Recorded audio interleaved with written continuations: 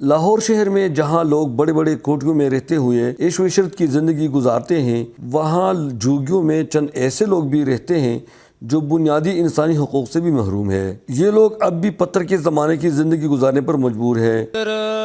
ہم کو یہ جگہ پہ میں جو بیٹھا ہوا نا، ہم کو ادھر 50 سال ہو گئے، ٹھیک ہے۔ میں یہی جگہ کا پیداوار میں خود ہوں، ٹھیک ہے۔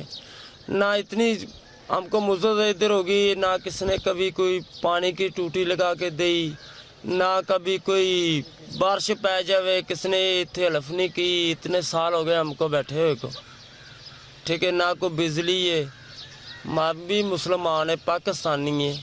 مگر ہر زمانے میں ایسے بے بس لوگوں کے لیے ضرور قدرت کسی نہ کسی مسیحا کا انتظام کرتا رہتا ہے۔ مسز ربا ہمایون جو ڈور آف اویئرنیس کی چیئرپرسن ہیں، انہوں نے ان خانہ بدوش بچوں کو مفت تعلیم دینے کا بیڑا اٹھایا ہوا ہے۔ وہ پہلے 100 لوگوں میں مفت کھانا تقسیم کرتی تھی، بعد میں انہوں نے ان جھوگیوں میں رہنے والے بچوں کو مفت تعلیم دینے کا سوچا، مگر یہ لوگ اس کے لیے تیار نہیں تھے۔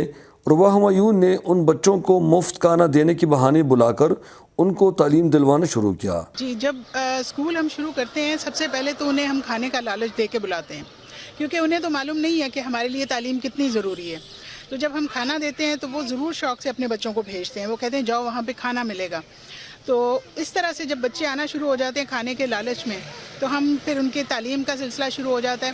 کافی عرصہ ہم کھانا اس کو کمپلسری رکھتے ہیں تاکہ وہ آتے رہیں۔ جب وہ یوز ٹو ہو جاتے ہیں اور انہیں پتہ چل جاتا ہے، ماں باپ کو بھی پتہ چل جاتا ہے کہ یہاں جانے سے بچہ بہت کچھ سیکھ رہا ہے، اس کو تمیز بھی آ رہی ہے، وہ اچھا صاف ستھرا ہو کے آتا ہے جاتا ہے اور ٹیچر کی بات سنتا ہے، اور ہمارے لیے فائدہ ہے کہ ہم بچے کو 6 گھنٹے کے لیے وہاں اسکول بھیج دیتے ہیں اور وہ وہاں جا کے پڑھ کے آتا ہے۔ تو پھر ہمیں کھانا ہم بعض اوقات پھر اس کے بعد کم بھی کر دیتے ہیں، بند بھی کر دیتے ہیں۔ اب انہوں نے ان بچوں اور بچوں کے لیے باقاعدہ طور پر 25 اسکول قائم کیے ہیں، جہاں ان بچوں کو مفت تعلیم کے ساتھ ساتھ مفت کھانا بھی ملتا ہے۔ ابھی تک ان اسکولوں سے 20,000 بچے مستفید ہو چکے ہیں۔ ربا ہمایون نے 7 دستکاری مراکز بھی قائم کیے ہیں، جہاں 600 لوگ مختلف ہنر سیکھ کر رزق حلال کمانے کے قابل ہو جاتے ہیں۔ میں بہت زیادہ پوٹینشیل ہے، ہمارے پاس اچھا ٹریننگ سینٹر وہ ہمارے ہیں، اس میں اچھا سیکھتی ہیں، پھر جا کے آگے جاب بھی کرتی ہیں۔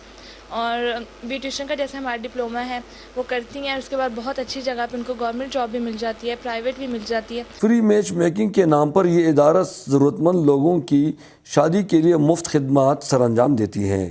ہمارا میٹریمونیل کا یہ ہے ڈور آف اویئرنیس کا کہ ہم اہل سنت اور اہل تشیع دونوں کو ڈیل کر رہے ہیں اس وقت، اور رجسٹریشن کا کرائٹیریا یہ ہے کہ بالکل فی سبیل اللہ ہم لوگ 100% فی سبیل اللہ ہم لوگ یہ کام کر رہے ہیں۔ تھرفٹ شاپ کے نام سے استعمال شدہ چیزیں نہایت کم قیمت پر فروخت کی جاتی ہیں، جس کی آمدنی ان بچوں کی فلاح اور بہبود پر خرچ ہوتی ہے۔ ربا ہمایون تقریباً پہلی خاتون ہے جو جھوگیوں میں رہنے والے ان لوگوں کا دکھ درد بانٹتی ہے۔ ہم لوگ اپنے گھروں میں اپنی لگژری لائف کے اندر ان لوگوں کے بارے میں جب بیٹھ کے سوچتے ہیں تو ہم سوچتے ہیں ان لوگوں کے لیے تو لائف ایسے ہی ہے اور یہ ہر طرح کے حالات میں گزارا کرنے کے عادی ہیں۔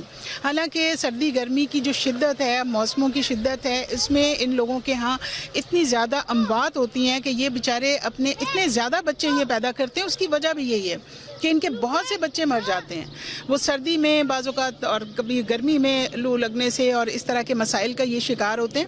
تو سردی ان کو بھی لگتی ہے، گرمی ان کو بھی شدید تنگ کرتی ہے۔ تو ہم لوگ اپنے گھروں میں بیٹھ کے یہ سوچتے ہیں کہ شاید ان کے لیے یہ کوئی مسئلہ نہیں ہے۔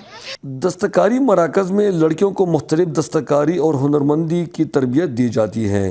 مس صبا خان کا کہنا ہے کہ ایسا کرنے سے جھوگیوں میں رہنے والے خواتین بھی باعزت زندگی گزارنے کے قابل بن جاتی ہے۔